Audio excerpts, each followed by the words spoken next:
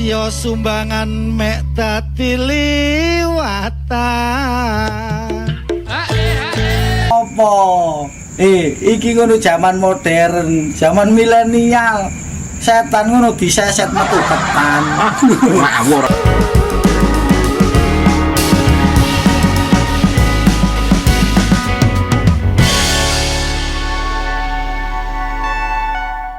Assalamualaikum warahmatullahi wabarakatuh. Salam sobat tintai dimanapun kalian berada.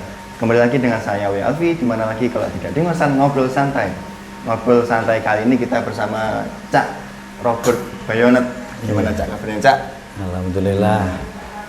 Nyemplung kolam kayak sepatu, jelalah delik kak gelem mentas. Cakep. Waalaikumsalam warahmatullahi wabarakatuh. Alhamdulillah kabarku apik. Masih gak tidur. Yang penting bahagia Mas. Tetap bahagia meskipun tidak punya uang. Iya, harus tetap bahagia.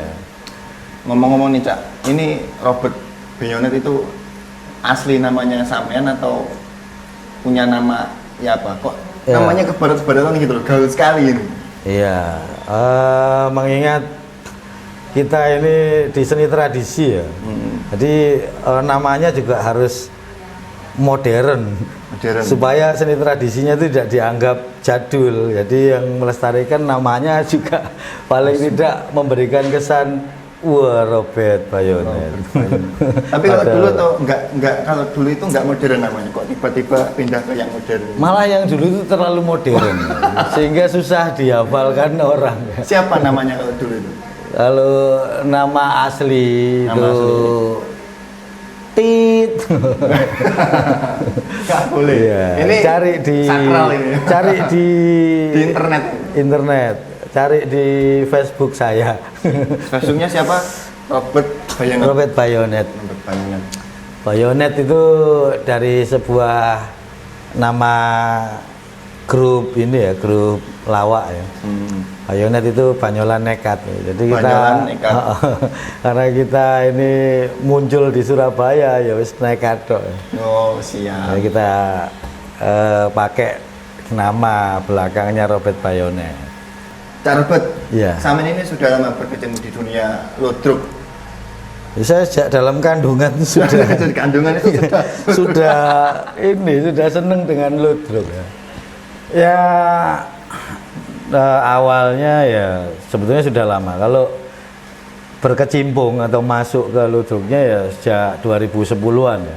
2010. Cuman sebelumnya itu zaman SD itu sudah seneng dengan ludruk.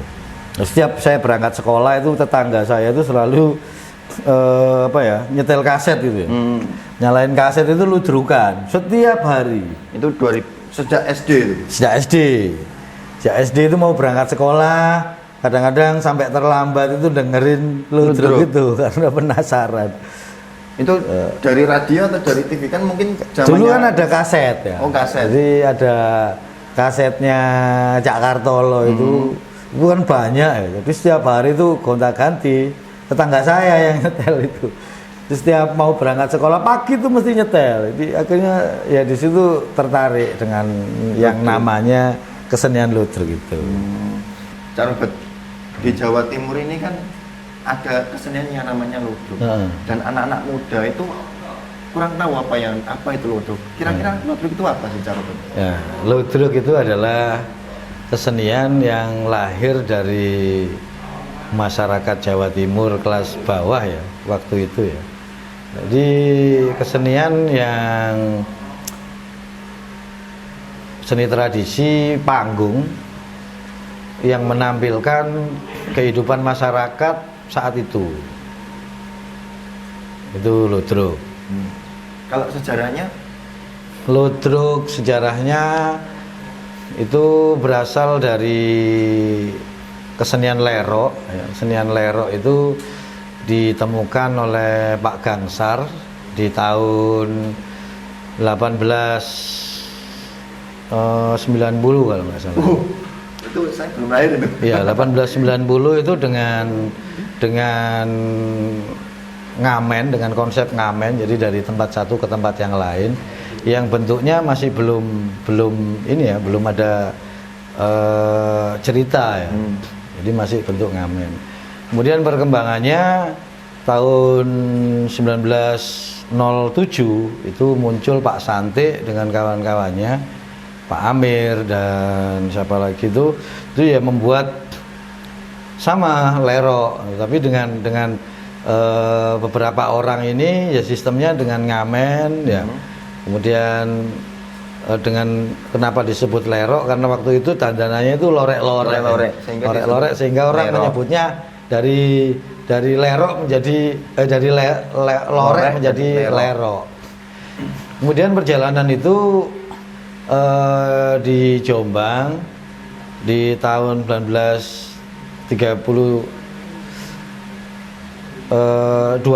ya, 1920-an kemudian berkembang menjadi lerok besut. Oh, belum. Lerok besut. Ya, lerok besut ini di lerok besut ini sudah ada pemain-pemainnya. Di sebelumnya yang hanya pitutur, yang cerita itu disampaikan dengan hitungan jula-juli atau dengan bernyanyi. Kemudian ada pemainnya.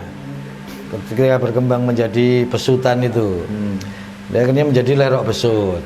Dari besutan ini kemudian berkembang lagi, muncullah istilah ludruk. Jadi lerok ludruk. Kalau besutan ini, jadi besut sendiri itu ada maknanya, yaitu beto maksud. Beto maksud itu membawa pesan kepada masyarakat. Jadi yang diceritakan adalah hal-hal yang baik, pesan-pesan kepada masyarakat untuk menghindari hal buruk dan melakukan hal baik. Tokoh-tokoh di besut ini, lerok besutan ini ada yang namanya Besut, Mangondo, Rusmina, dan tokoh antagonisnya itu ada Sumogamba. Dalam cerita besut ini pemainnya hanya itu saja. Gitu. Kemudian berkembang muncullah lerok ludruk. Nah, lerok ludruk ini lebih ke pemain-pemainnya itu lebih banyak. Dan bukan hanya tokohnya bisa menjadi macam-macam, istilahnya bisa menceritakan apapun dan bisa menjadi tokoh-tokoh apapun gitu loh, ketika menjadi ludruk itu. Kemudian tahun 33 Cak Durasim membuat istilahnya memakemkan ya konsep ludruk itu seperti ini. Jadi harus ada remo, hitungan jula-juli, kemudian lawaan, kemudian cerita. Itu di tahun 1933. 1933 ini saat itu kita lagi dalam kondisi dijajah oleh Jepang ya. Muncullah Cak Durasim itu, kemudian ludruk digunakan sebagai corong atau alat perjuangan, alat untuk menyemangati para pejuang masyarakat untuk melawan kolonial, melawan Jepang ini. Salah satunya ada parian atau jula-juli hitungan itu yang syairnya Bekupon Omae Doro melok nipon tambah soro. Jadi Bekupon Omae Doro melok nipon tambah soro ini akhirnya menjadi masalah karena ada istilahnya orang Jawa yang ngadok ke penjajah itu kan banyak. Disampaikanlah, diceritakanlah, akhirnya Cak Durasim dicari, dianggap melawan pemerintahan Jepang, ditangkap, dipenjara, disiksa, kemudian meninggal dunia. Tapi konsep ludruk ini akhirnya tetap berjalan. Dengan adanya ludruk organisasi ini, pakemnya ludruk sudah ada. Dari mana orang menyebut ludruk? Sopo sing nemokno ya. Kemudian kenapa disebut ludruk? Nah, ludruk ini sebetulnya nggak ada yang menemukan nama ludruk ini ya. Berjalan begitu saja, muncul dari masyarakat yang melihat pertunjukan ini dari tari remo itu gila-gilu, kemudian gedrak-gedruk, akhirnya masyarakat itu menyebutnya ludruk. Gila-gilu, gedrak-gedruk. Ada yang mengatakan mulu-mulu karo gedruk-gedruk. Mulu-mulu itu wong ludruk itu dialog ngomong sampai mulu-mulu. Mulu-mulu sampai wakeh ngomongnya itu wakeh ambek gedruk-gedruk dari tari remo itu. Akhirnya masyarakat gedruk-gedruk itu. Masyarakat menyebutnya ludruk. Nah, ludruk sendiri berkembang di Surabaya karena waktu itu dengan bantuan Dr. Sutomo, Cak Durasim ini menggelorakan semangat perjuangan melalui ludruk ini. Sampai beberapa bulan itu dicari pemerintahan Jepang, kemudian tertangkap di Jombang, dibawa ke Surabaya, dipenjara di Kalisosok, disiksa, kemudian meninggal dunia dan dimakamkan di Surabaya juga di pemakaman Tembok Dukuh itu. Ya, di pemakaman Tembok Dukuh. Kemudian ludruk berkembang di setelah kemerdekaan, rame pesta demokrasi, salah satunya ada organisasi komunis yaitu PKI. Kemudian ludruk ini digandeng PKI untuk mengumpulkan massa karena memang kesenian ludruk waktu itu memang luar biasa ya. Karena memang belum ada kesenian yang lain yang seperti itu sangat diminati dan masyarakat senang dengan itu, digunakan oleh Partai Komunis ini untuk menggalang massa, untuk menyampaikan aspirasi mereka, sehingga sampai akhirnya tahun 66 ketika organisasi terlarang ini dibubarkan, ludruk akhirnya kena imbasnya.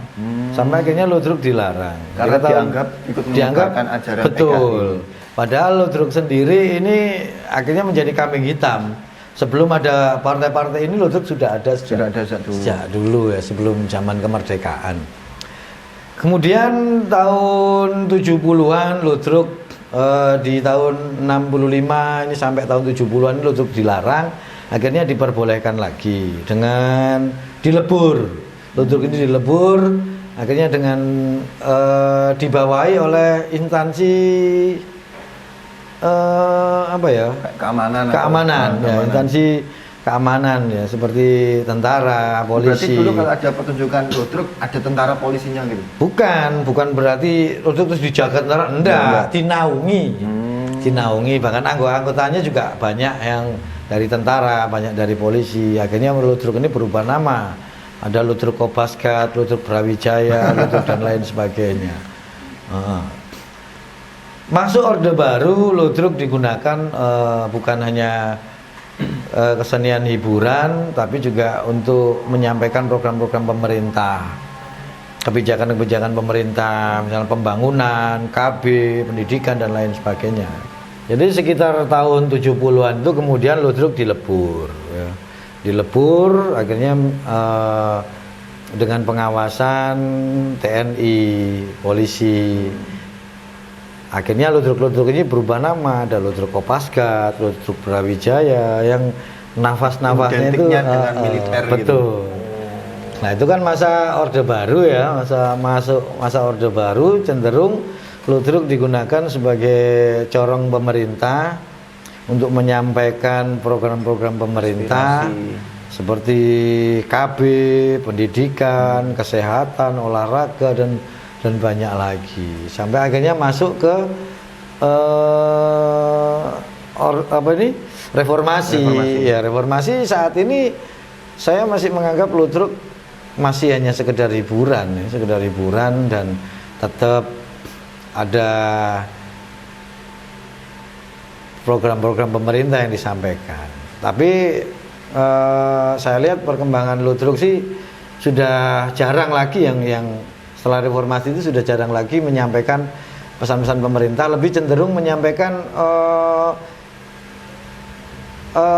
unek-uneknya masyarakat ya, yang lewat kitungan, lewat cerita itu.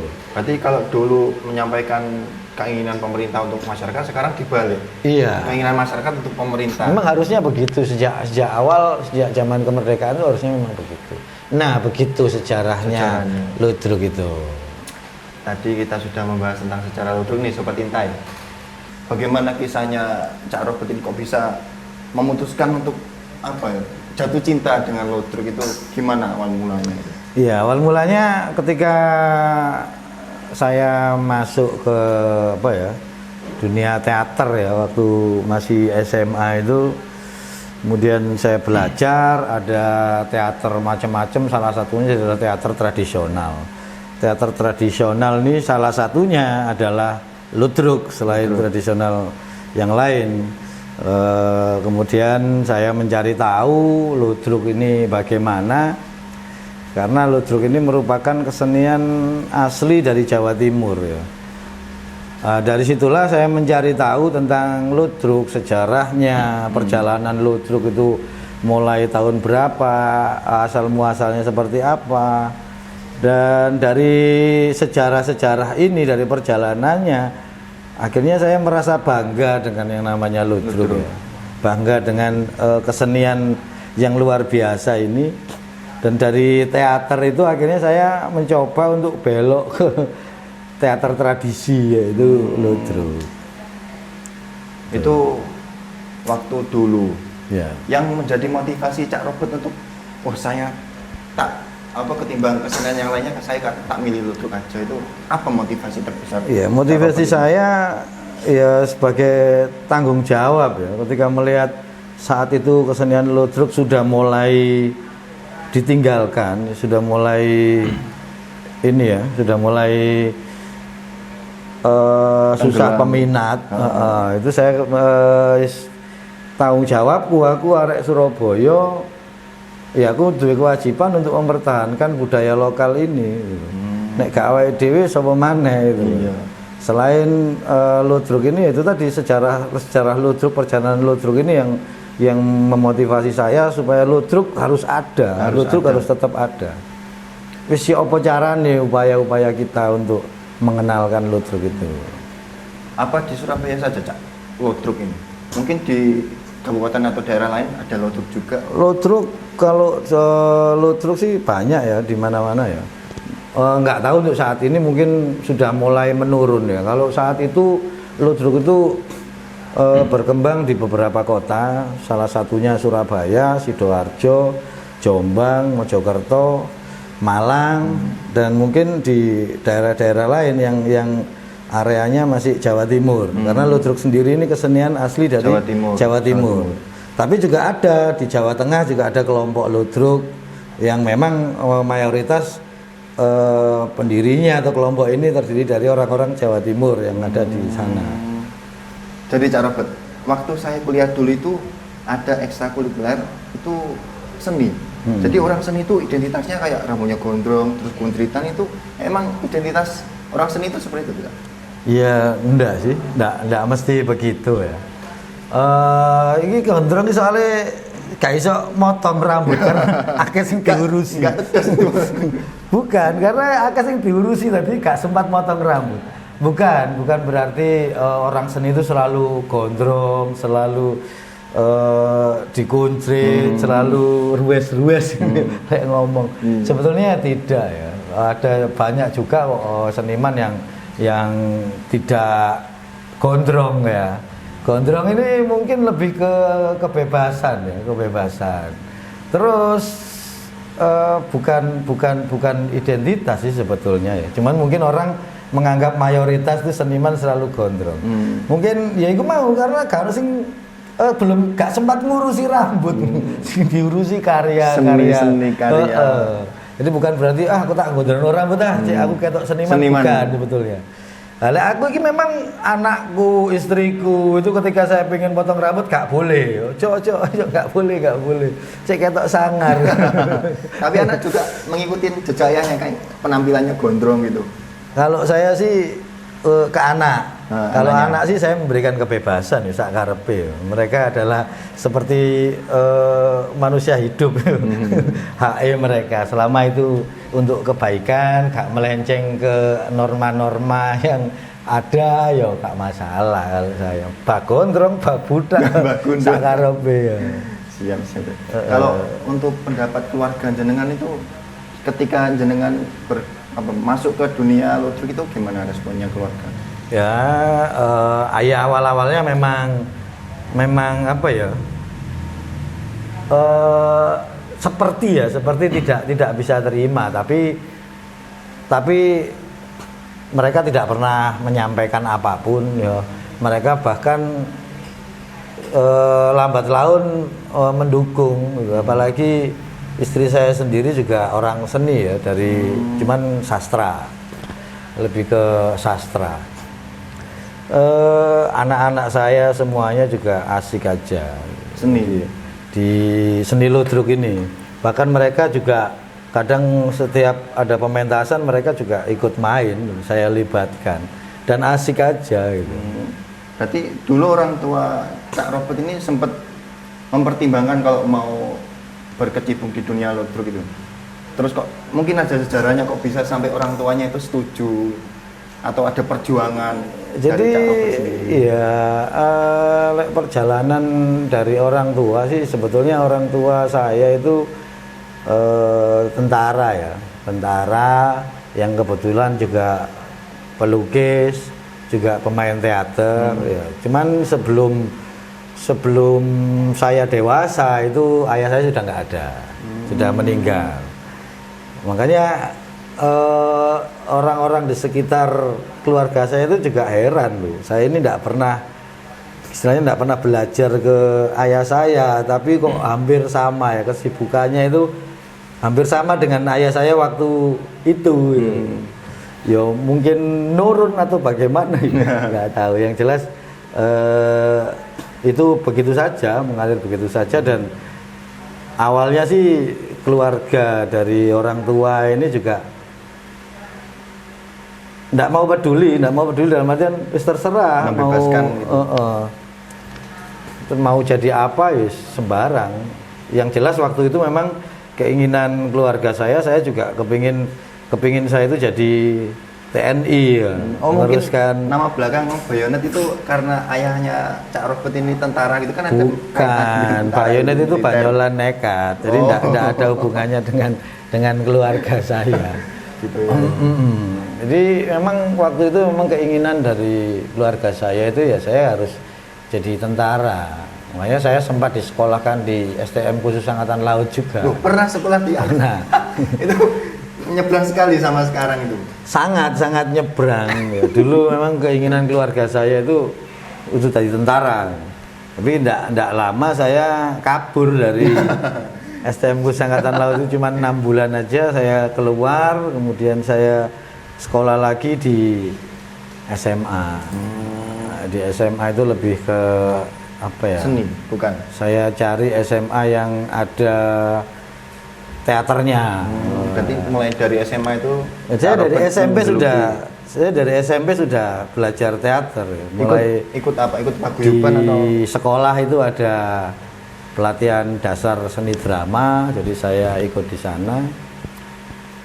Ya akhirnya kebawa terus ketika SMA pun sebetulnya saya kepingin sekolah di seni ya, tapi karena keterbatasan di sekolah SMA tapi sing ono teater ya akhirnya jalan di sana.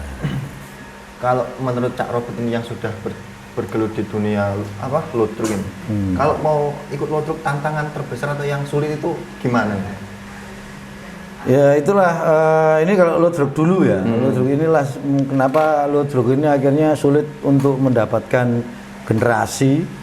Itu kalau zaman dulu ludruk ketika kepingin menerima pemainnya itu nggak bisa kita langsung jadi pemain, nggak bisa. Kita harus ada proses ya kayak membantu dulu di tempat pertunjukan, ya bersih tempat pertunjukan, menyiapkan kostum. Magang dulu lah, kayak magang dulu gitu ya. Ada yang di loket, dia menjual dijual karcis di loket, macam-macam. Nggak bisa kita harus langsung terus bisa main ludruk pun nggak bisa. Itu yang akhirnya ludruk susah saat ini untuk gak duwe generasi, nggak punya penerusnya. Karena untuk proses itu pun sopo sing gelem gitu loh. Memang dia ndak bener-bener mencintai kesenian itu. Ya sopo gelem dalam waktu setahun itu harus istilahnya mbabu dhisik nanggone ludruk ya nggak akan mau. Apalagi saat ini ya itu ndak bisa. Jadi konsep-konsep seperti itu harus dihilangkan.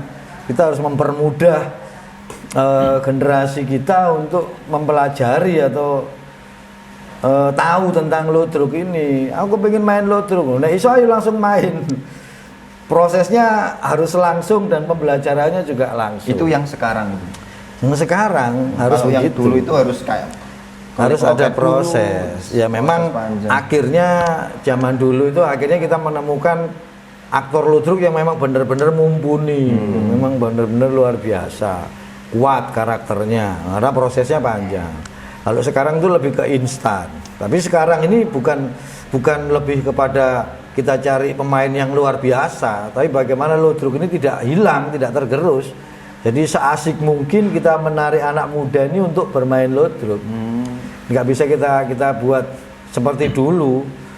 Sistemnya ya proses itu tadi harus kita lewati dengan santai, enjoy, membuat generasi ini nyaman di ludruk, merasa bermain, jadi bukan merasakan beban. Begitu. Ada tesnya nggak Cak dulu kalau mau masuk ludruk itu? Mungkin kalau di tentara ada fisik, terus ada Nah ya, ini gitu. Ludruk dulu itu kayak gitu itu tadi, tesnya ya itu tadi. Kalau sekarang daftar langsung seberapa masuk gitu. kuat kamu bertahan di ludruk ini. Kalau sekarang itu lebih mudah. Kalau di luntas itu enggak ada syarat-syarat. Syaratnya hanya satu, niat gitu. Niat Iya, sama syaratnya kemauan. satu, niat. Kalau punya niat ya monggo. Nggak tahu nanti tengah jalan sudah nggak niat lagi ya monggo. Itu Kita apa memang- ada apa kriteria khusus, mungkin umur atau jenis kelamin atau ya apa? Iya, kita lebih memfokuskan ke anak muda ya. Lebih fokuskan anak muda. Tapi lek ana wong tuwek kepengin melok ya monggo. Monggo. Kita tidak membatasi itu. Siapapun, bah mahasiswa, bah pelajar, bah siapapun boleh. Siapapun berhak untuk mengenal, untuk mencintai, untuk memainkan ludruk ini. Bagus. Cak Robert, apa sih kesulitan kalau mau bermain ludruk ini? Kalau bermain ludruk sih yang pertama memang harus tahu dasar ya, dasar seni pertunjukan ya acting, macam-macam sih seni dasar pertunjukan itu ada olah vokal, olah gerak, olah tubuh, harus paling tidak memahami itu ya. Kemudian kalau ludruk sendiri sih mungkin lebih mudah ya dari teater modern ya, karena ludruk ini lebih ke acting yang natural, acting yang keseharian gitu loh. Bahasanya pun ya bahasa keseharian kita sebagai masyarakat Jawa Timur, ya Jawa Surabaya, Jawa Timuran. Itu yang mempermudah.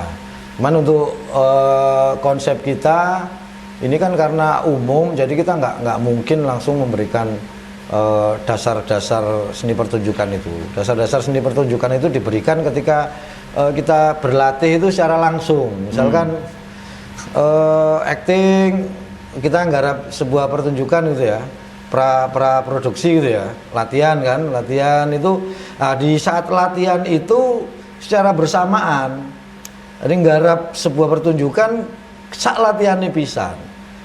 Sekalian kita mengenalkan seni-seni dasar pertunjukan itu. Nah, kalau kita pakai tahapan itu kayak di sekolah, misalkan pertama dasar, pertama sejarah terus dasar-dasar seni pertunjukan, kemudian ini nggak mungkin karena kita bukan sekolah, kita ini sanggar umum dan kita membuat senyaman mungkin generasi ludruk ini, pencinta ludruk ini untuk enjoy, untuk nyaman, jadi tidak merasa kesulitan, begitu. Cak Robert, berbicara mengenai ludruk, apakah ada pakem-pakem tertentu yang harus ada di ludruk itu? Kayak seperti wayang kulit atau campur sari dan lain-lain itu? Iya ada, setiap seni tradisi atau seni budaya itu mempunyai ciri khas masing-masing dan mempunyai pakem-pakem masing-masing ya. Seperti kayak di ludruk ini memang harus ada pakem yang harus dipenuhi. Kalau tidak memenuhi pakem ini ya berarti bukan ludruk. Jadi memang ada pakem-pakem yang harus dipenuhi, seperti ada tari remo. Tari remo ini adalah tari pembukaan untuk menyambut tamu. Kemudian ada jula-juli, kidungan jula-juli ini seperti pantun, cuman dengan bahasa Jawa Timuran, yang isinya itu macam-macam, biasanya pesan yang disampaikan ke masyarakat, tetapi dengan gaya dilakukan seperti itu. Setelah jula-juli kemudian ada yang namanya dagelan atau lawaan. Lawaan ini kalau zaman dulu biasanya untuk sindiran kepada pemerintah penjajah ya kalau dulu ya. Kalau di zaman Orde Baru itu malah digunakan sebagai corong untuk ini program-program pemerintah seperti itu.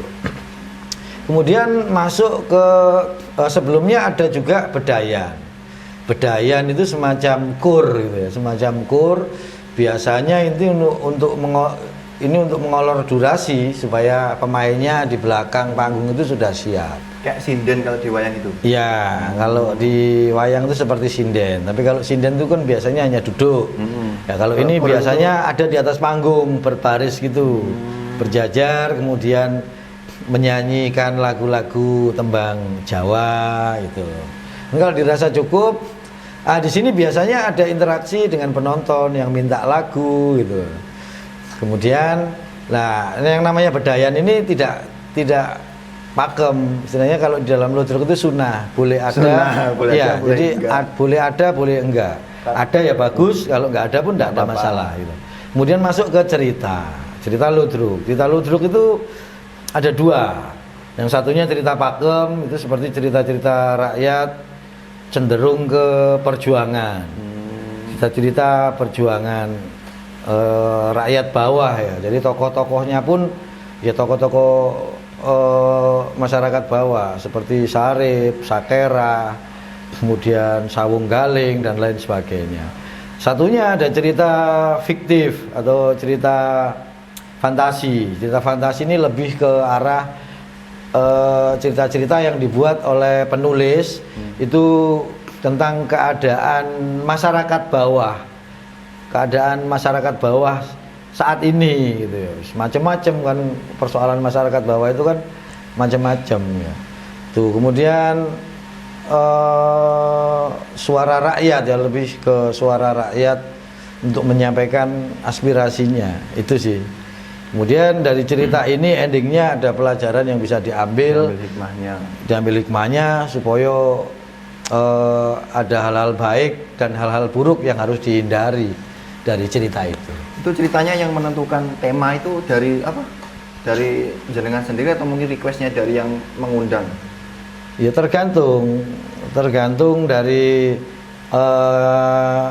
kita mau pakai cerita apa. Kalau cerita pakem, ya misalkan Sarip tambah Oso, ya kita nggak bisa ngerubah itu karena memang sudah pakemnya seperti itu. Kita mungkin hanya bisa ngerubah dialog atau guyonannya di dalam cerita itu.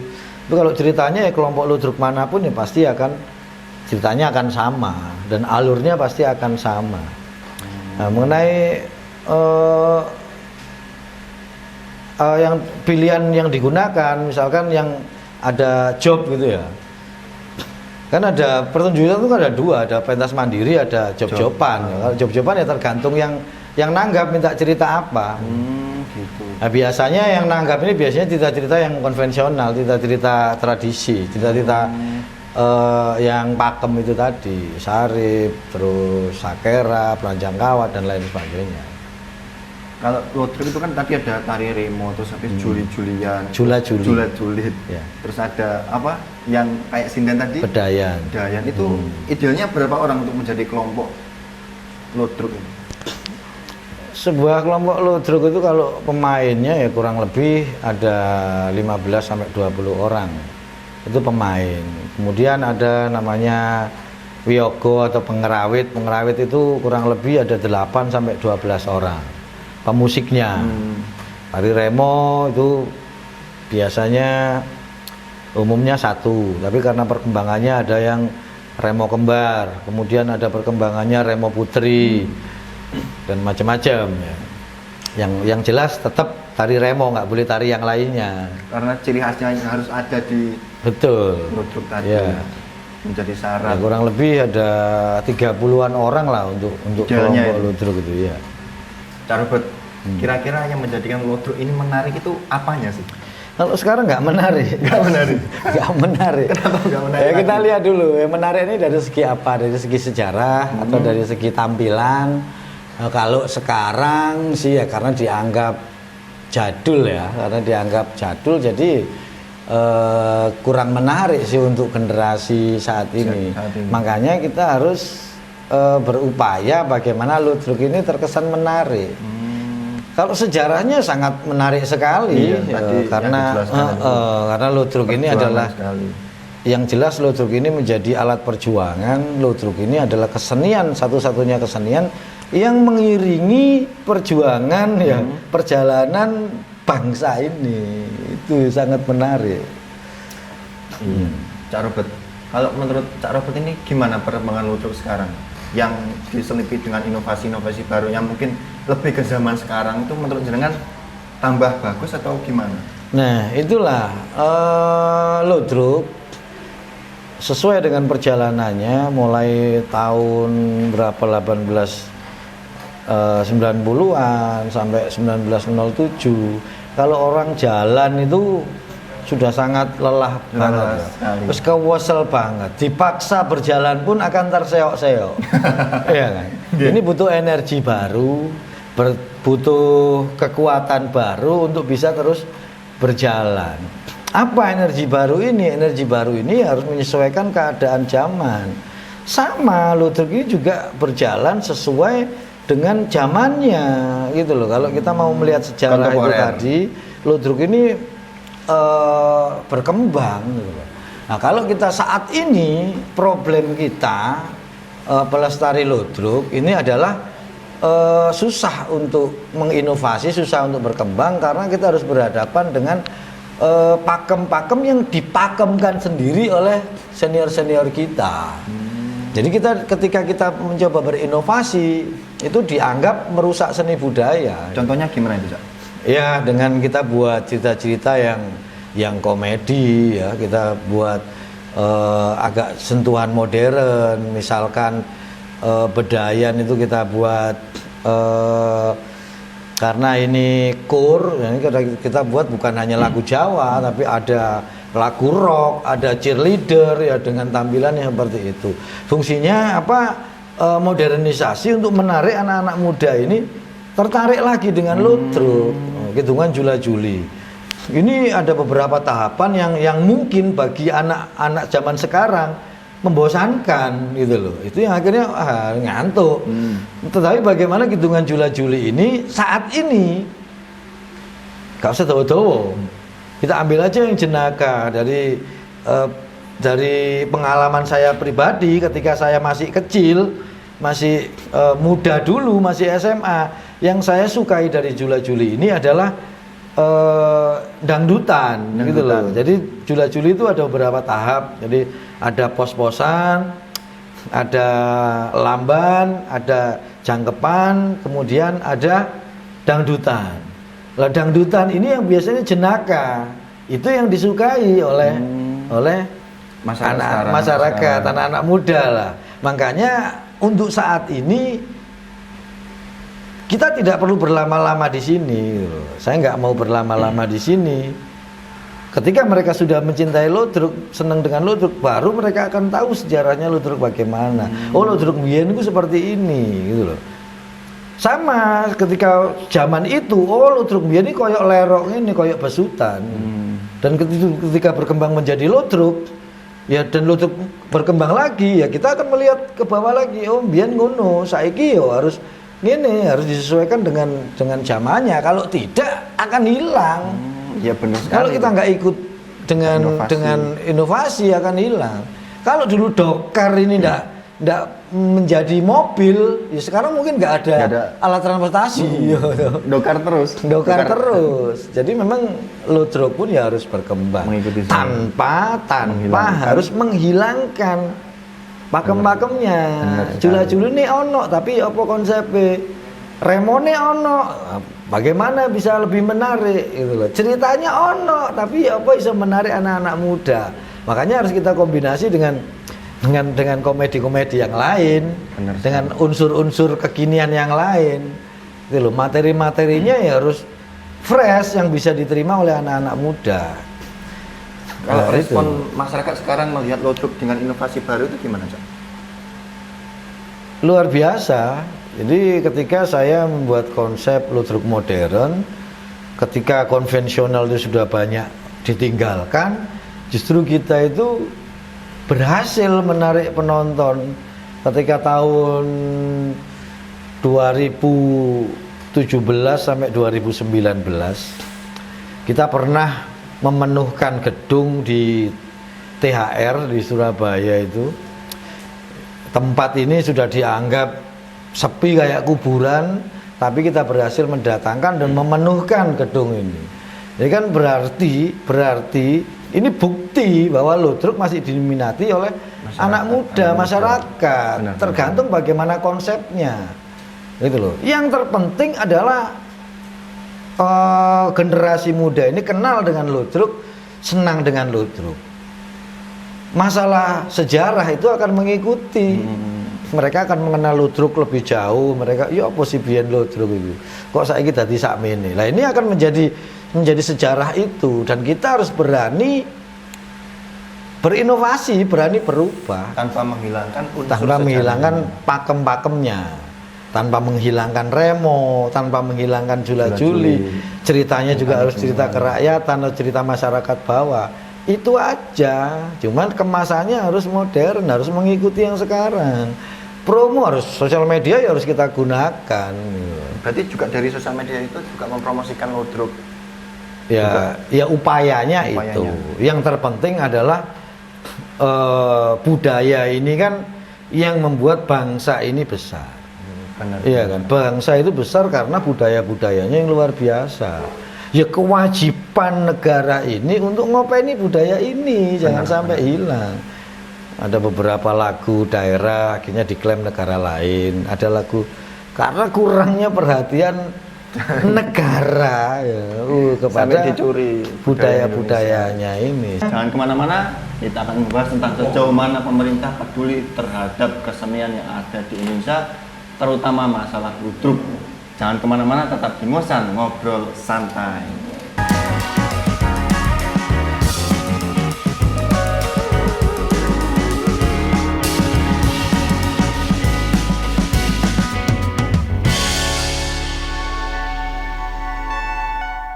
Kembali lagi di segmen kedua, tentunya masih bersama saya Alfi. Di mana lagi kalau tidak di Ngosan Ngobrol Santai. Ya Robert, di beberapa dekade belakangan kemarin mungkin kita masih sering menjumpai seni ludruk mungkin di hajatan atau mungkin di Surabaya. Tapi sekarang kita bisa menemukan ludruk itu di mana?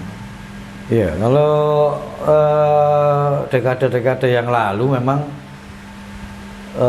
istilahnya pengaruh dari kesenian atau kebudayaan atau hiburan itu kan belum seberapa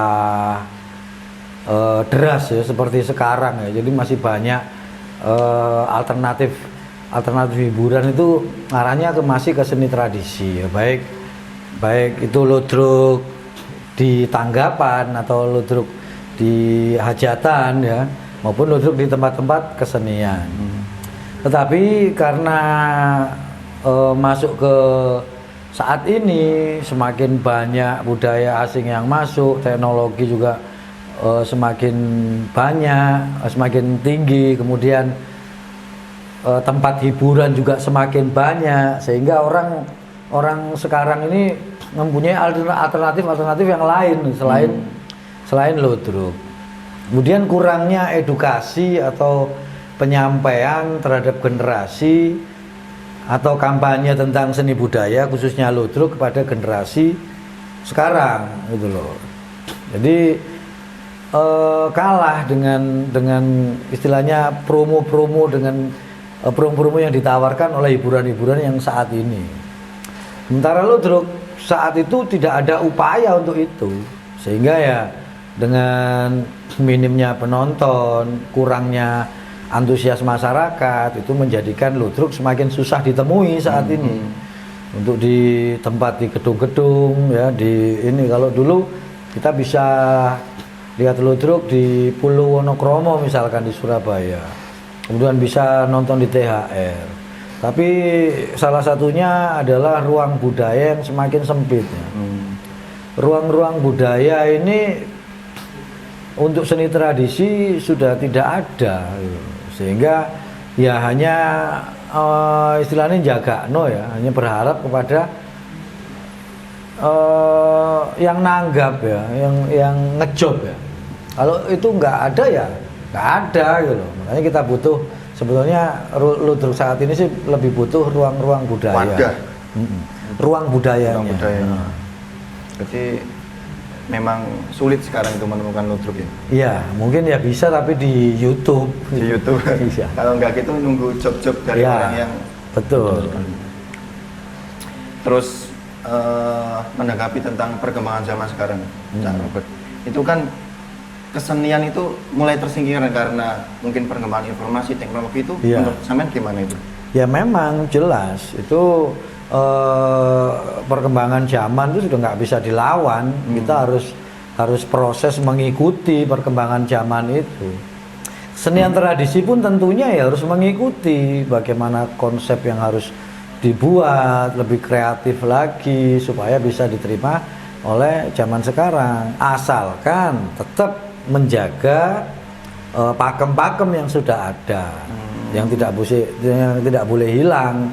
Misalkan ludruk ya tetap harus ada remo, hitungan jula-juli, lawaan, kemudian cerita. Bagaimana konsepnya? Ya itu kita harus mengikuti zamannya. Ya ceritanya kalau memang harus di situ harus kita munculkan Superman, Power Ranger atau Iron Man, loh, kenapa tidak? Asalkan tidak menghilangkan remo itu. Iya.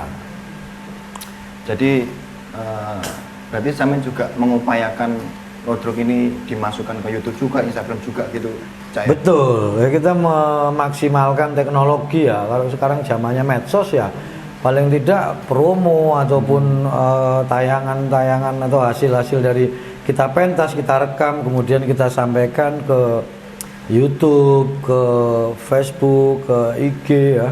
Upaya itu sebetulnya lebih ke arah edukasi sih, lebih ke arah mengenalkan, mengingatkan bahwa kita punya budaya, yaitu kesenian ludruk yang tidak kalah keren dengan kesenian yang lain gitu. Ya tergantung konsep bagaimana kita membuat ludruk ini menarik sih. Mana kendalanya ya itu, terkadang kita dianggap merusak seni budaya, padahal tidak.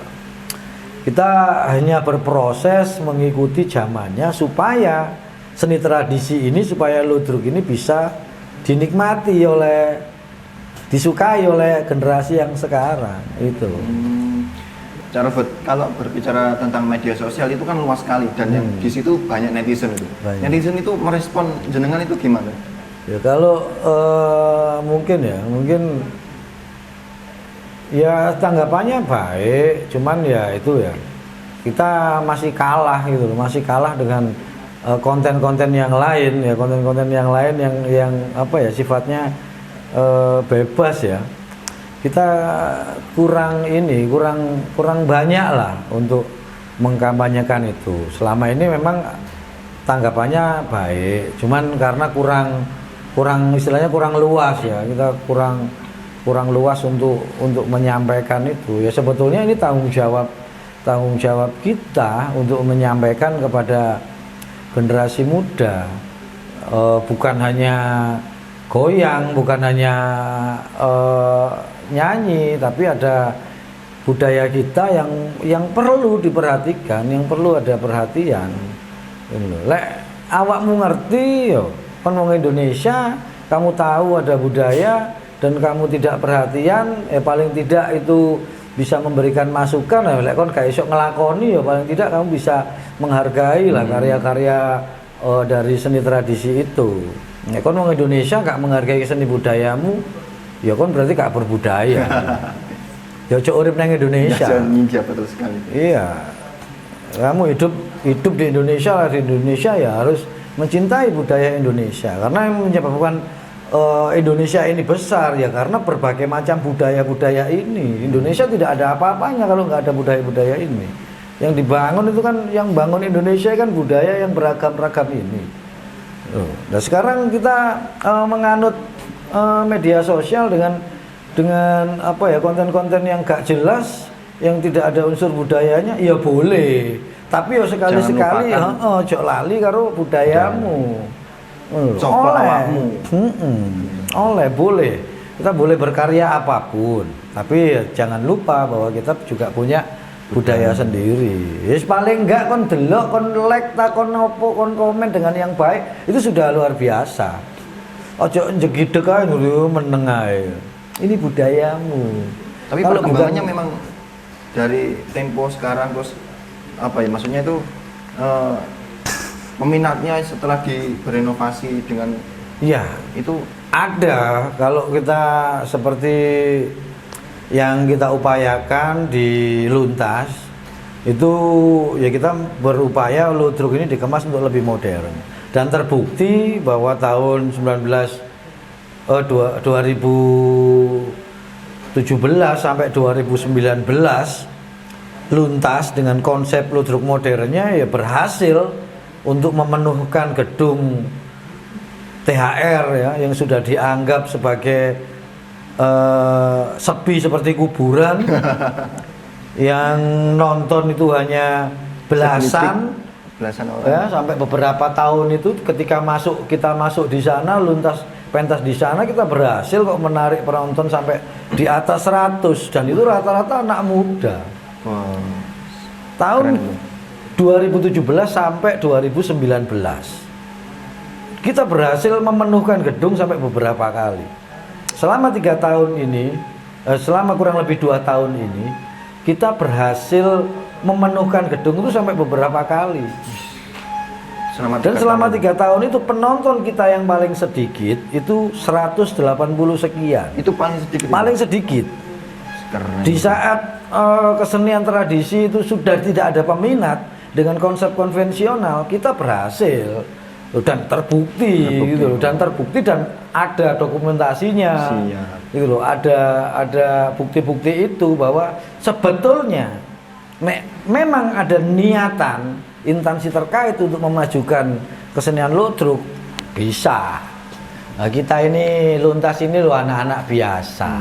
Ya toh rata-rata ya nggak pernah kuliah kebudayaan. Ya toh tapi memang Ada berjalan kemauan dengan hati, dengan kemauan kita bisa. Hanya tidak disambut dengan baik oleh instansi-instansi terkait gitu aja. Jadi Cak Robert dari tadi saya itu mendengar Luntas. Ya. Luntas itu apa sebenarnya? Luntas ini adalah kelompok anak-anak muda yang peduli dengan kesenian ludruk. Ya khususnya waktu itu anak-anak muda Surabaya dan sekitarnya ya. Saya melihat kondisi ludruk yang kian terpuruk, ada niatan kita untuk bagaimana ludruk ini bisa diterima oleh anak-anak muda Kembali sekarang. eksis. Di Luntas itu adalah komunitas anak-anak muda yang bertujuan untuk melestarikan kesenian ludruk. Itu Luntas. Iya. Gambaran kecilnya seperti itu. Luntas sendiri singkatannya ludrukan nom-noman cap arek Surabaya.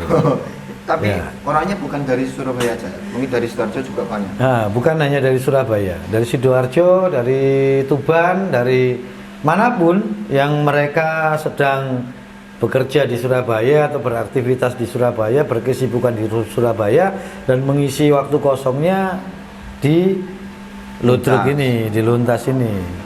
Jadi Luntas ini kita ambil dari bukan asal nyomot ya, tapi memang Luntas itu ada filosofinya. Kita ambil dari daun beluntas. Daun beluntas ini adalah istilahnya daun yang sangat bermanfaat, tumbuhan khas Nusantara yang bermanfaat untuk obat, untuk konsumsi lalapan, untuk pagar. Kalau dulu di desa-desa itu, di kampung itu ada tanaman luntas itu untuk pagar karena memang kuat gitu, tumbuhan semak yang kuat biasanya untuk pagar.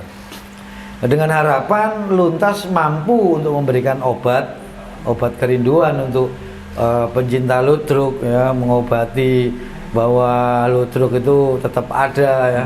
Kemudian sebagai pagar atau luntas ini bisa menjaga kesenian ludruk ini untuk tetap ada. Konsumsi publik ya, luntas bisa menjadi sarana hiburan yang dikonsumsi oleh semua kalangan. Itu Seperti itu. udah berapa tahun berdirinya Luntas? Luntas berdiri tahun 2016. sampai sekarang. Sampai sekarang. Jenengan yang pemimpinnya, yang ketuanya. Di sini nggak ada pemimpin. Oh, nggak ada strukturalnya. Kita nggak mau ada yang memimpin ya. Saya hanya koordinator, ya. Jadi nggak mimpin. Kalau pemimpin itu kan harus ini ya, harus memimpin dan cenderung ke apa ya, otoritas gitu ya. Ini enggak, ini milik kita bersama. Semuanya pemimpin, semuanya anggota. Cuman ya dalam sebuah organisasi ini harus ada koordinator. Biar jalan yang ditentukan itu terarah. Jadi nggak karepe dhewe-dhewe. Gitu memang ada koordinator. Ini milik kita bersama, kita kelola bersama. Siapapun boleh ikut.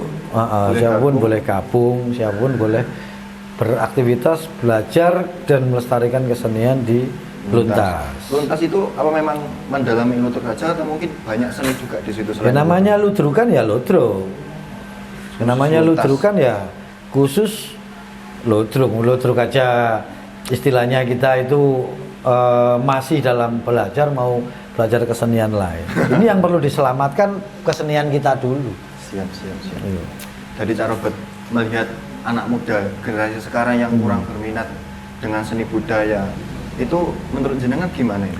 Ya kurangnya edukasi. Kurangnya edukasi.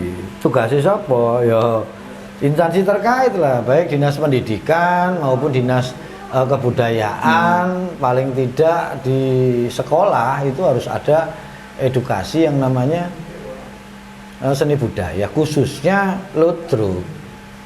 Itu loh. Di sekolah-sekolah itu banyak yang punya teater. Ya, kenapa tidak mengajarkan ludruk di sana? Padahal ludruk ini adalah bagian dari teater itu. Maksudnya teater tradisional.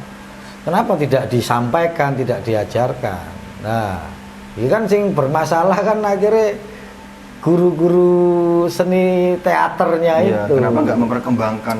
Iya, karena ludruk ini ya bagian dari teater itu.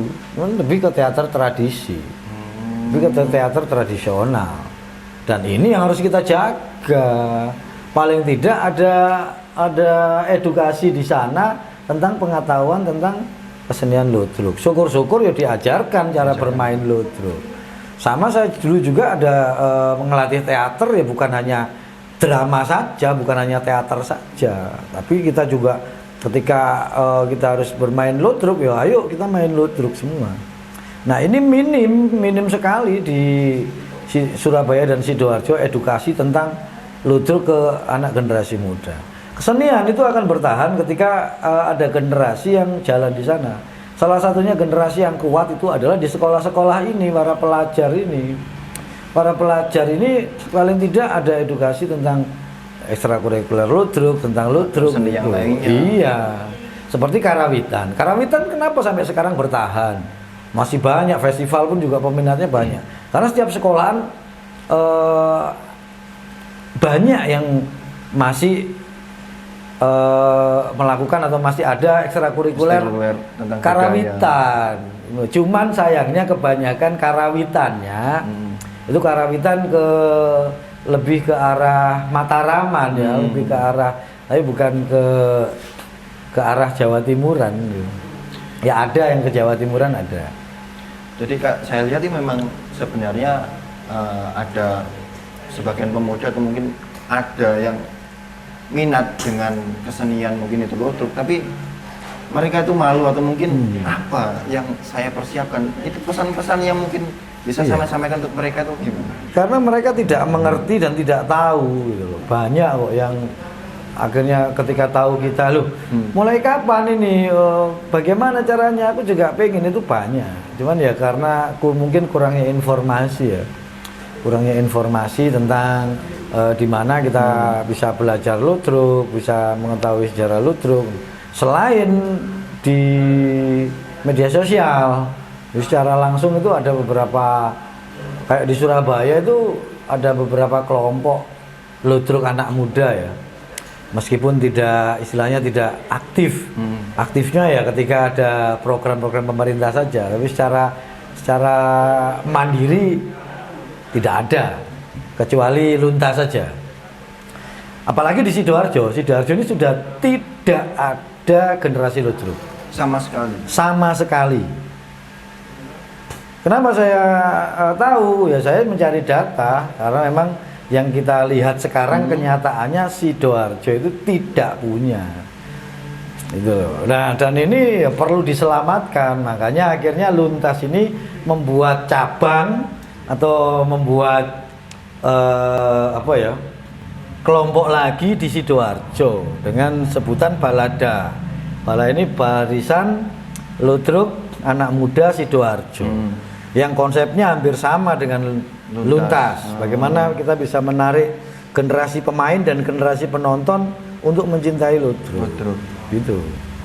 Jadi untuk menghadapi anak-anak generasi muda yang kepingin sinau seni budaya tapi malu-malu, nggak ngerti harus bagaimana, ya pesannya ya satu gitu loh. Bangsa kita ini adalah bangsa yang besar oleh budaya kita. Sebagai generasi muda, ya mempunyai kewajiban, mempunyai tanggung jawab terhadap bangsamu, negaramu. Melalui apa? Ya, kalau kita ini melalui seni budaya. Paling tidak kita bisa melestarikan, kita bisa menjaga. Gitu. Nonton dengan hadir di pertunjukan seni budaya itu juga salah satu bentuk support. Kalau ingin belajar ya langsung aja datang ke Sanggar. Kalau di Surabaya ada Luntas, kalau di Sidoarjo ada Balada. Itu bisa menghubungi, bisa DM di IG-nya. Mungkin ada IG-nya biar saya tulis IG-nya itu kalau Luntas itu The Luntas Indonesia. Kalau yang Balada Kalau tadi? Balada itu Balada Indonesia. Saya tulis di sini biar pemuda yang di Sidoarjo mungkin di Surabaya atau yang lain bisa mendaftar Balada Indonesia. Belajar. Jadi kita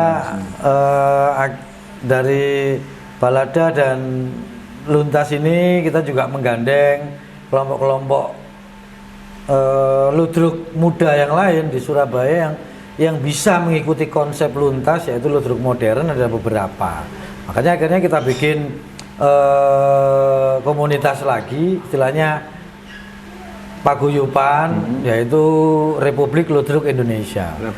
Republik Ludruk Indonesia ini sudah diikuti 5 kelompok ludruk anak muda. Itu cangkupannya berarti lebih luas karena lebih luas Indonesia itu tadi. Iya. Dan kelompok-kelompok ini ada dari Pasuruan, dari Sidoarjo, dari Surabaya. Yang banyak emang dari Surabaya. Surabaya ini ada 3 kelompok. Pasuruan 1, Sidoarjo 1, Surabaya 4 kelompok. Jadi ada 6. Kurang lebih 6. 6-an. Ya, 6 kelompok. Kita juga mau menggandeng lagi yang mau bersama-sama dengan Republik Ludruk Indonesia ini untuk mengembangkan ludruk. Seperti itu. Bagaimana menurut Cara Bet tentang peran pemerintah terhadap seni tradisional ini? Apa mungkin cukup membantu? Peran pemerintah saat ini ya masih 5% lah untuk 5%. Dari 100 itu? Dari 100% itu masih 5% untuk kesenian ludruk pada umumnya ya. Karena apa yang diberikan itu masih belum sesuai dengan undang-undang kebudayaan yang ada. Ludruk ini hanya embel-embel aja. Kayak duwe-duwean. Yang duwe tok tapi gak diopeni. Ya memang tanggung jawab dari pemerintah. Harusnya tanggung jawab dari pemerintah. Ngopeni seni budaya itu. Kalau di Surabaya ya ludruk, Sidoarjo ludruk, ya mungkin ada kesenian-kesenian yang lain. Tapi ya harus tetap diperhatikan, semuanya harus diperhatikan. Nah, sementara yang diperhatikan saat ini masih sebatas memenuhi programnya dinas-dinas terkait saja. Formalitas saja. Iya, jadi misalkan kita diberikan ruang untuk pentas setahun sekali, dengan kemudian diberikan dana dan selesai. Ya, sama saja ketika kita ditanggap atau pentas di orang hajatan, pentas mari dibayar selesai. Sudah tidak ada urusan gitu ya. Ya harusnya tidak begitu lah. Paling tidak itu memberikan ruang budaya, memberikan edukasi bagaimana caranya untuk masyarakat, kemudian ruang budaya, tempat pertunjukan. Karena memang ludruk sendiri adalah seni pertunjukan panggung, seni pertunjukan teater itu kan harus ada 3 unsur yang harus memenuhi, yaitu pemain, penonton, kemudian tempat. Gitu loh. Lah ngomong-ngomong tentang tempat, ya seni tradisi itu mempunyai komponen-komponen panggung sendiri, tidak bisa kita samakan dengan panggung-panggung umum, gitu loh. Lah pemerintah yang sekarang ini yang dibangun ini panggung-panggung mewah, gedung-gedung mewah yang tidak standar dengan seni tradisi. Mewah gitu tapi loh. nggak ada unsur dari seni Iya, tradisi. mewah tapi gak ono standar seni tradisi iki gak ono. Jadi rasa seni tradisi itu sendiri banyak sing hilang. Karena seni tradisi, panggung seni tradisi itu berbeda. Ada komponen-komponen yang harus dipenuhi. Ngono lho. Lho panggung iku lak yo iso, dimanapun iso, tengah dalan iso ludrukan. Gitu. Tapi kan kita menjaga ini. Iya kan? Lu nang taman yo iso, ludrukan dimanapun bisa. Tapi lek kon kepengin menjaga, ngopeni, ya namanya ngopeni yo gak iso asal sembarang nang taman. Tidak bisa seperti itu. Lek kon memang kepingin ngopeni ludruk yang benar, buatkan tempat yang benar dengan panggung standar seni tradisi gitu. Panggung-panggung itu ya bisa, kita bisa main. Tapi nggak semaksimal dengan sesuai standarnya. Enggak, kayak di Surabaya dulu ada THR, itu sudah satu-satunya manggung. Wadah itu. Sekarang THR-nya sudah digusur. Aduh, berarti 3 tahun yang lalu dan tidak jadi apa-apa sampai sekarang. Nah ini kan tanda tanya, perhatian yang semacam apa kepada ludruk, pada seni tradisi. Loh, nanggone Balai Pemuda ya kan gone apik luas. Bukan tempat yang mewah yang kita butuhkan. Bukan tempat yang luas yang kita perlukan. Adalah panggung seni tradisi yang standar dengan seni tradisi. Masih cilik gak masalah. Yang penting standarnya terpenuhi. Betul. Lah kayak mewah kayak apa? Supaya bisa digunakan oleh semua kesenian musik iso lho. Di panggung seni tradisi yo kabeh yo iso. Musik nang ngene panggung seni tradisi yo iso karek ganti kelirane keisoan. Kenapa tidak dibangun standar seni tradisi sesuai dengan apa ya kesenian kita, kebudayaan kita? Kenapa harus nyontoh dengan gedung-gedung yang mewah seperti di luar negeri, seperti standar internasional? Yo boleh, tapi ya kan kudu duwe seni panggung iki dhisik yang gitu lho. spesialkan. Betul. Berarti memang kurang perhatian dari Ya, pemerintah. di Surabaya dan Sidoarjo memang sekarang saat ini tidak punya ruang budaya untuk seni tradisi. Ruang budaya untuk seni tradisi. Cak Robert, tadi kan kita sudah membicarakan tentang ruang budaya. Kalau untuk regenerasi itu gimana upaya pemerintah? Kalau ini pemerintah yang mana dulu ini? Surabaya atau Sidoarjo? Semuanya. Nah, semuanya. Kalau di Surabaya itu sudah ini sih untuk regenerasi sudah ada meskipun belum maksimal. Jadi di Surabaya itu ada festival ludruk generasi. Ya, cuman outputnya itu biasanya tidak tertangani dengan baik. Misalkan kita sudah ada kelompok-kelompok ludruk nih, ya dari sekolah, dari kampung, dari anak-anak muda. Ini setelah ajang itu tidak ada tempat atau tidak ada ruang untuk apa ya ngopeni untuk biar bisa berkembang gitu. Jadi setelah ajang ya sudah selesai. Nah, itu kan sayang banget. Karena apa? Kembali lagi kita nggak punya ruang-ruang budaya ini untuk ludruk. Sudah ada kelompok-kelompok ini, ya, cuman nggak ada ruangnya. Ya mungkin hanya sekali event itu aja. Setelahnya mereka mau kemana? Latihan tuh sampai menunggu event berikutnya. Ya wis ganti ki wong-wonge ganti mana? Dia sudah hilang sudah. Gitu loh. Karena ya itu tadi kelangsungannya itu hanya berhenti di event saja. Yang saya tahu sih begitu. Misalkan kita lomba ludruk generasi, kita dapat pemenang juara. Ya sudah. Sudah sampai di situ. Iya, karena saya dulu pernah pegang ludruk sekolah juga ya. Ludruk Cap Halilintar itu sampai beberapa kali, tiga kali event ludruk generasi gitu itu kita menjadi pemenang di penampil terbaik sampai beberapa kali. Ya sudah begitu saja, tidak ada perhatian lebih. Besok kalau ada event lagi dihubungi lagi. Jadi kayak job aja. Iya seperti itulah.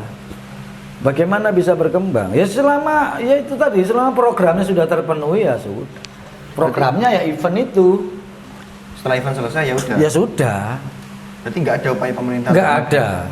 Dari Sidoarjo maupun Surabaya itu belum ada. Ada workshop pun ya tidak ada keberlangsungannya. Selesai gitu loh. Nggak ada nextnya itu nggak ada. Nggak ada.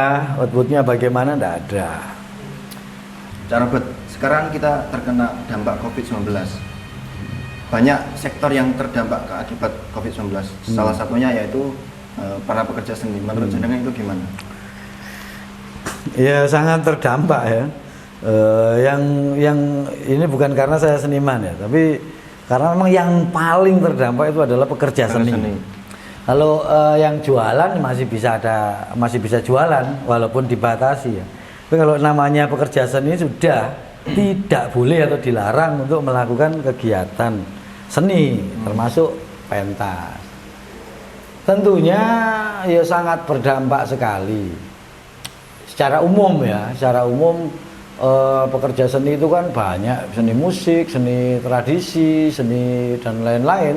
Ya pasti ini akan terdampak karena tidak bolehnya atau adanya larangan untuk pentas, sehingga job-joban apa istilahnya event itu nggak ada.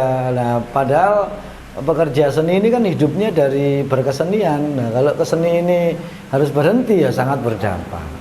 Tapi di sini kalau seniman tradisi sendiri itu ada dua sih. Sebetulnya ada dua. Yang pertama seniman yang memang pekerjaannya bergantung dari seni itu. Dan yang kedua memang seniman yang tujuannya untuk melestarikan.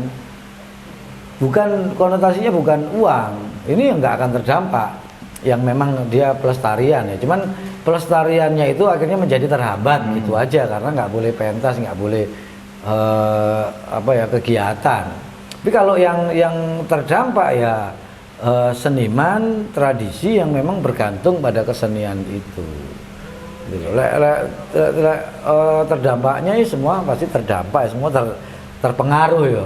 Maksudnya sing mengharapkan yang pelestarian ini kan tentunya juga terpengaruh dengan kondisi itu ya. Job-joban ya sepi, biasanya MC gak iso MC ya.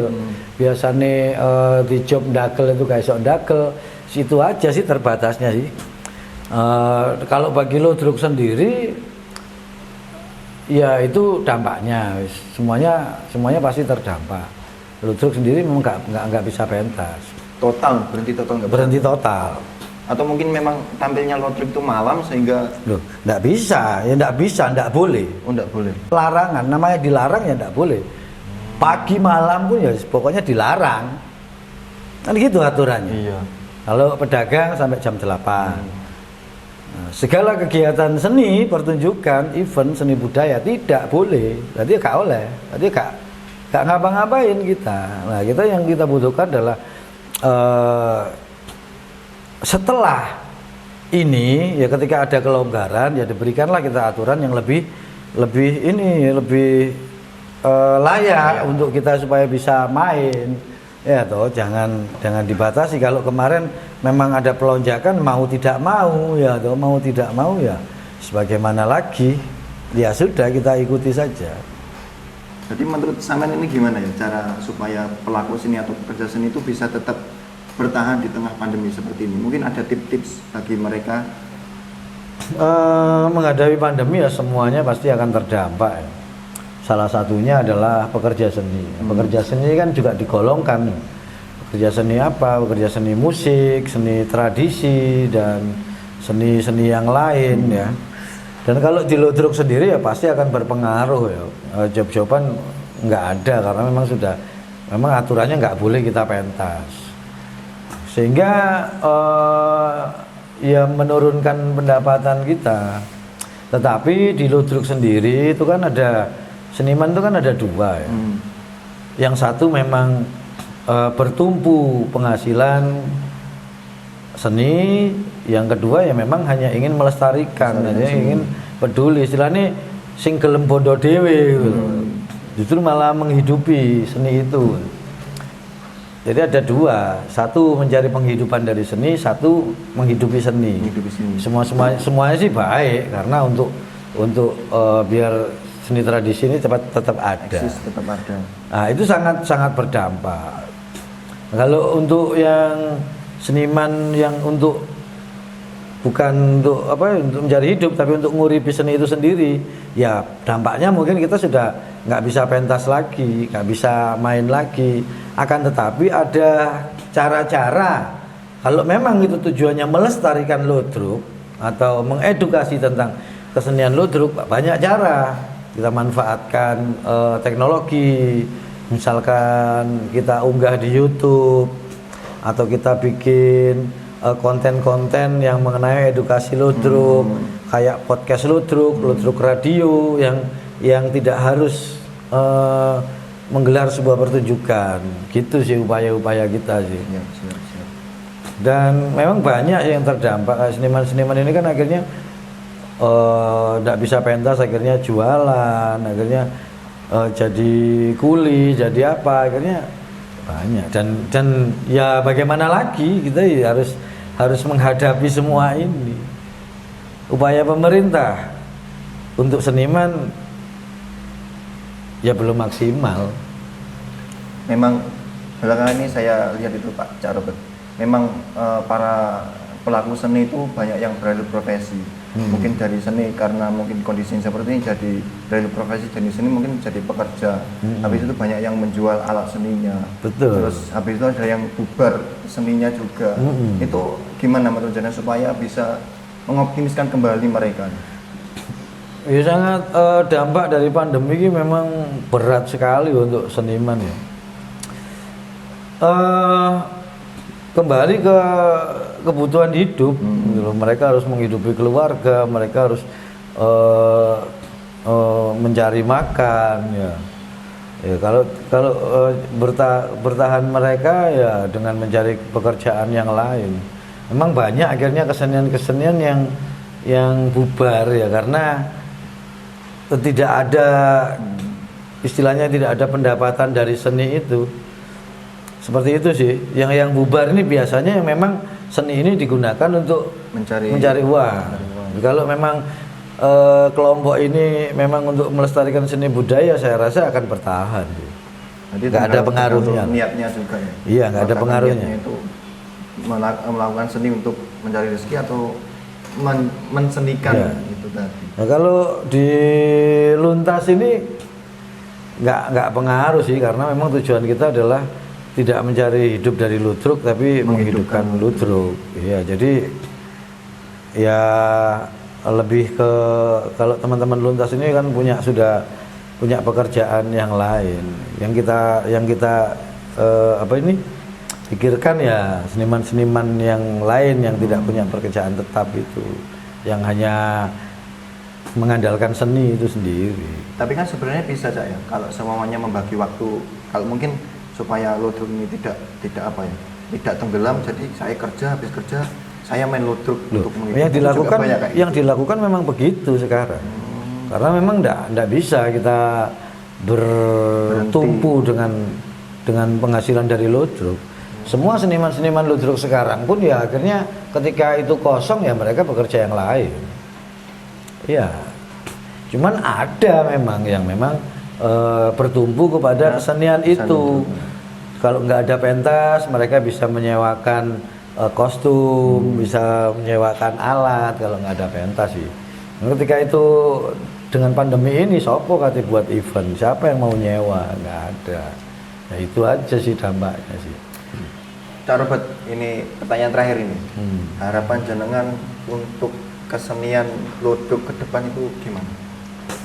Ya harapannya Ludruk tetap ada dengan apa ya, dengan tetap terus maju untuk mengedukasi generasi-generasi sekarang, khususnya pelajar mahasiswa, untuk turut membantu melestarikan atau paling tidak menyukai atau paling tidak mencari tahu tentang Ludruk yang merupakan budaya asli dari Indonesia khususnya Jawa Timur gitu.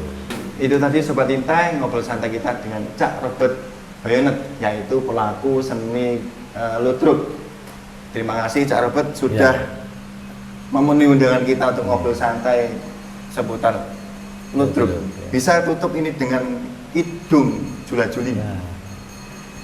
Ketrak-ketruk pinggir sumur sing lestarekno Ludruk, muga-muga panjang umur.